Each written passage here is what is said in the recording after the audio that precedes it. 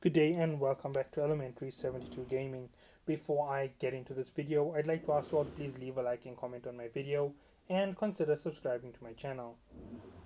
Now, today's video is going to be on the Hurricane, not the prototype, the actual Hurricane. Now, there are several criticisms that I have on the difference between the prototype and the final version, and that is about the amount of an increase in terms of actual armor. I expected it to be a little bit larger between the prototype and the original because I expected it to be something more spectacular than a prototype version.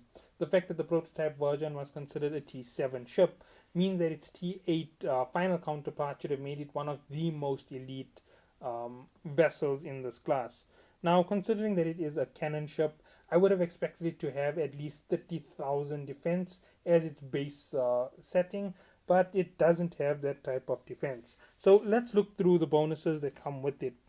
Straight up, it's the range and fall off bonus with the command burst slot. It has 7 weapon slots, which is a massive increase in damage.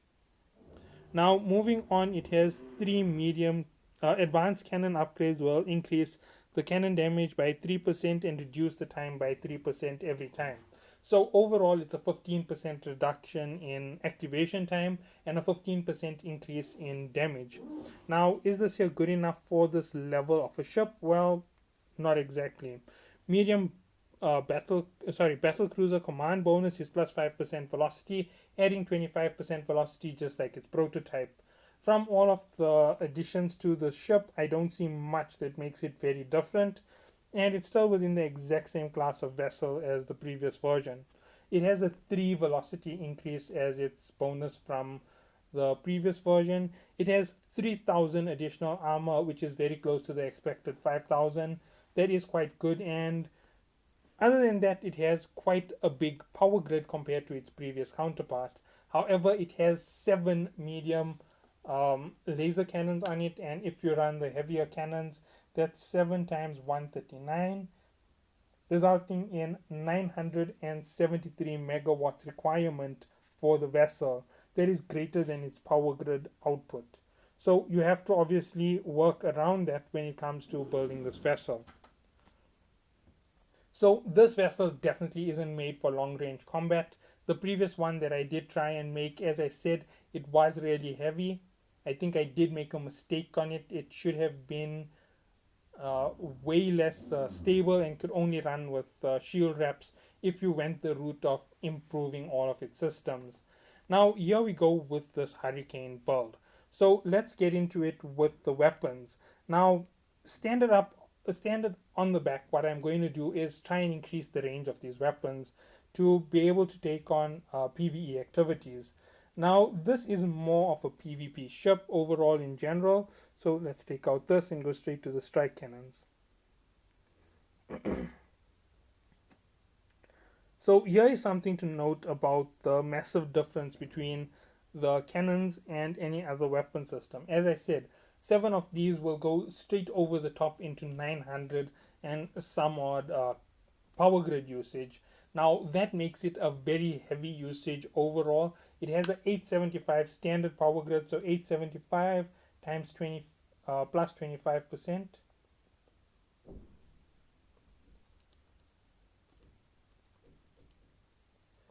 That's going to add about 218. So 218 plus 875 gives us a total power grid of about 1093. Just removing the amount that we have to do for these weapon systems, we already are almost at the limit of the ship, and we only have a small little bit left over. You have to be in advanced in order to have any power left on the ship to add in any fittings. Going towards armor is a bad idea because of the heavier usage of power. You're going to have to go towards shield. But with that, there comes a whole lot of other things. You're going to have to make sure that you improve its power grid. That is absolutely necessary for the vessel. If you wanted to reduce the range and improve the power, let's go to the medium auto cannon. It isn't really going to make such a huge difference. There you see it's 86 megawatts. It's a 60 reduction per the 7, but this in itself isn't going to really give you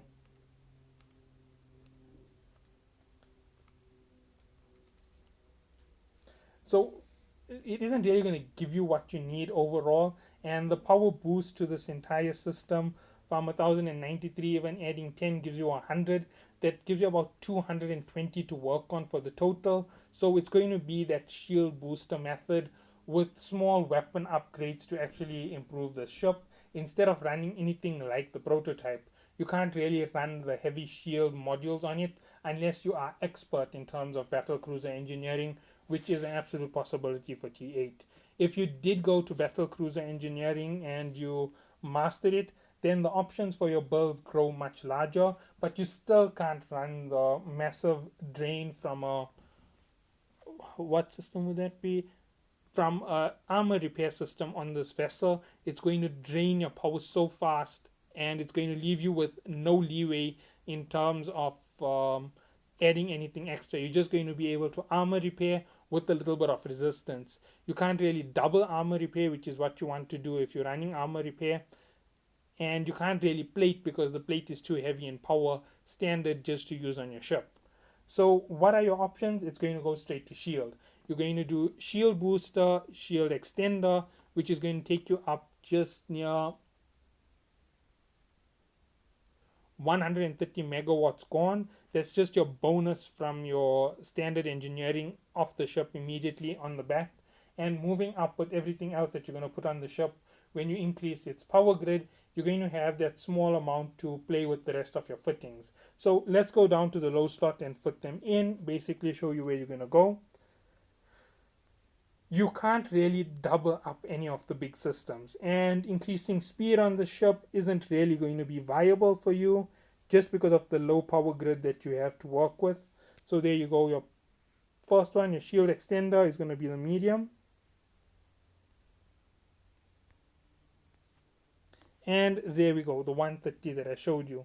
So those are the two things that are adding to your defense of your ship. Where do you go next? Shield hardener, obviously. Keeping it as low as possible is very important. Remember that you also don't have that massive power grid to keep going non-stop.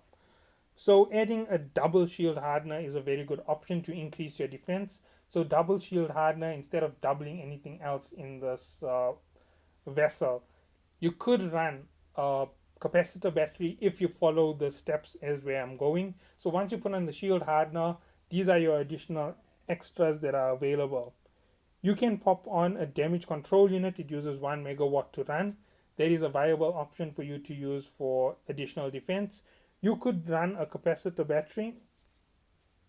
This is a very risky one. Once you put this on your ship will be running within about 10 megawatts to the end of its power grid. Everything else that you put on has to fit within that. Nothing can go above 10 megawatts. There's no Nosferatu, no neutralizers. Everything else fitted on the ship is from the E-War systems, that is disruptors, Weber fires, trackers. Nothing else can really fit on. Now moving up, I did mention the damage controller just to open it up quickly. As you can see, 1 megawatt consumption. You want to keep this as low as possible. Afterburner is not a viable option for this vessel because of the power grids, and weapon upgrades is one of the major options. Now a lot of people stack the tracking computers. Let me just drop this.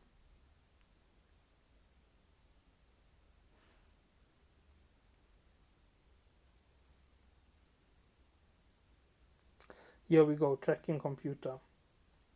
Now, using the tracking computer does give you a massive bonus in terms of range and power for your weapons.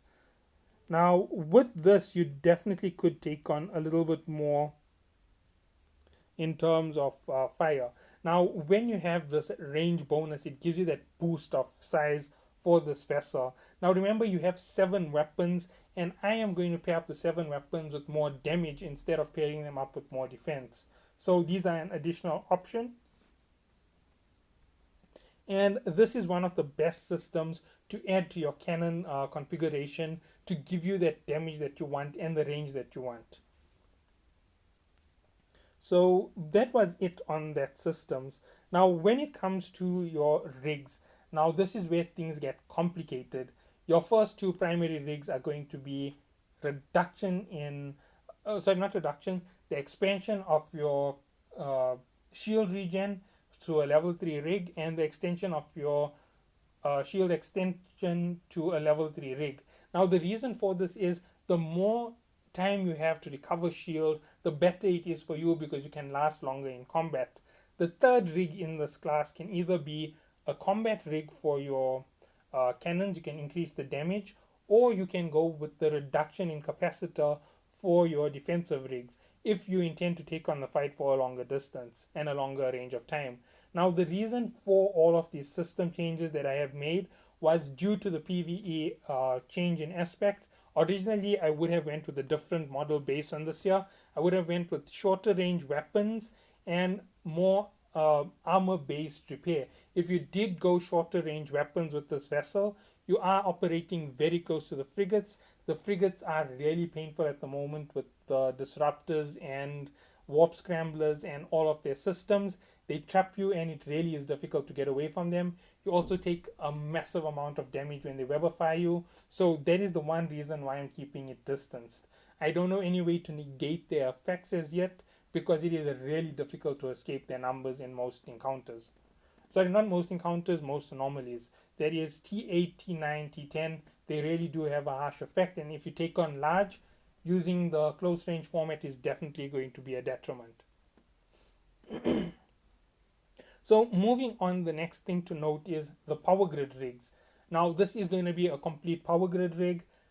You're going to rig the power grid with plus 12.5%. You could add an additional rig to the system. However, you will suffer a penalty for the power grid increase.